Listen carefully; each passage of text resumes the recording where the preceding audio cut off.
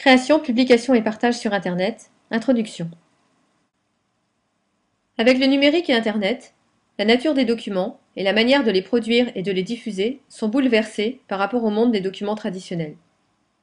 Maîtriser les enjeux et les concepts concernant le document à l'ère du numérique en réseau s'avère indispensable pour plusieurs raisons.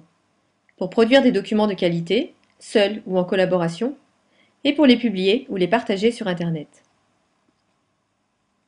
En effet, nous avons tous besoin de créer, traiter et diffuser des documents numériques dans notre vie professionnelle, citoyenne ou personnelle. Par exemple, un CV pour rechercher un stage ou un emploi, ou bien un diaporama pour une présentation orale, ou un blog sur un sujet professionnel ou personnel, ou encore un article de Wikipédia, ou un document de travail rédigé à plusieurs sur Internet, et bien d'autres usages comme la création et le partage de photos, de musique ou de vidéos. Certes, tout le monde sait produire un document numérique. Mais comment tirer parti au mieux des propriétés du numérique pour produire un document de qualité et être efficace? L'ambition de ce MOOC ne se limite pas à apprendre comment manipuler des logiciels pour créer un document et le mettre en ligne. Son objectif principal consiste à prendre du recul pour acquérir une véritable maîtrise de nos actions. Les enjeux concernent en premier lieu la compréhension des changements induits par le numérique et Internet sur le document et son cycle de vie. Puis la mise en œuvre pratique du cycle de vie de nos documents numériques. D'abord, être capable de produire efficacement, seul ou à plusieurs, un document de qualité, textuel ou multimédia, optimisant l'expérience de ceux qui vont le consulter, permettant sa réutilisation future, en totalité ou en partie. Il faut également savoir gérer correctement ces documents pour les identifier et les exploiter ultérieurement. Ensuite, maîtriser la diffusion de ces documents sur Internet, soit en publication ouverte, soit en partage privé, en tenant compte des aspects techniques et juridiques. Enfin, savoir réviser ces documents et exploiter leur historique, et éventuellement les archiver en contexte professionnel.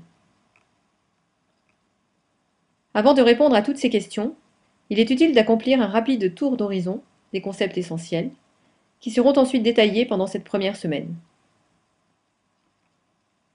Tout d'abord, un document numérique est bien différent d'un document traditionnel comme un livre papier. Il est important de comprendre que le document ne se limite pas à ce que nous voyons à l'écran, ou à ce que nous entendons en audio ou vidéo. En effet, le document est à la fois un fichier de données, codé en binaire 0 et 1, et une restitution de ces données par un logiciel, sous une forme perceptible par les humains, soit à l'écran, soit sous forme sonore. Cette restitution peut être partielle et variable. Le document numérique possède de nombreuses propriétés nouvelles par rapport au document traditionnel.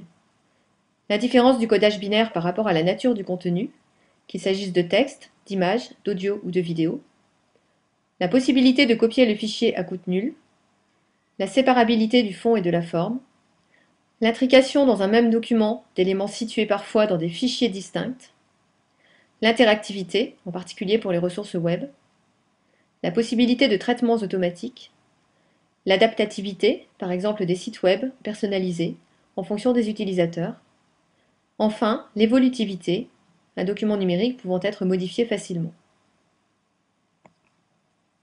La création d'un document de qualité suppose de savoir gérer séparément le fond, le contenu, et la forme, l'apparence.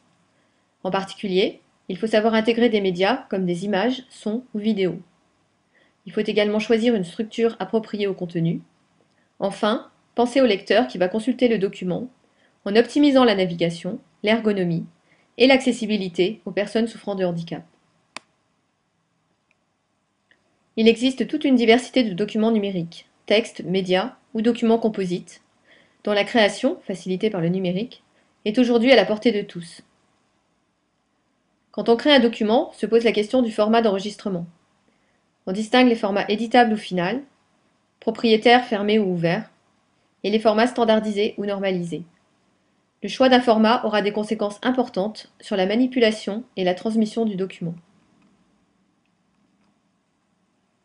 Le cycle de vie du document numérique est bouleversé par rapport à celui des documents traditionnels. Ainsi, on peut publier sur Internet sans passer par une validation. Pour pouvoir exploiter ultérieurement ces documents, il faut gérer correctement leur stockage. Par la suite, certains documents sont destinés à être publiés ou partagés en accès restreint. Or, le partage sur Internet requiert de maîtriser des aspects techniques et juridiques. Certains documents doivent être révisés, ce qui est devenu aisé dans le monde numérique et donc fréquent. Enfin, les professionnels doivent se préoccuper de l'archivage de versions figées des documents.